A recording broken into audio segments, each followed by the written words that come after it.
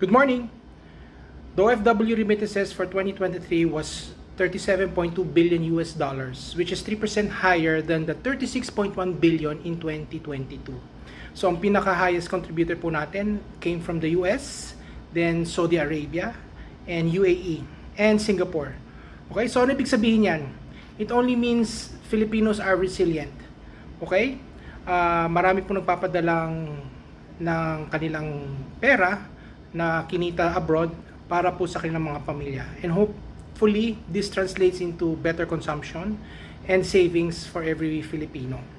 Okay? So, sa real estate, ang effect po nito ay maganda po ang pangitain dahil hopefully ang ating mga OFWs ay will continue to invest in real estate. Okay? Therefore, we hope that 2024 would be a better year again for everyone. Bye-bye for now.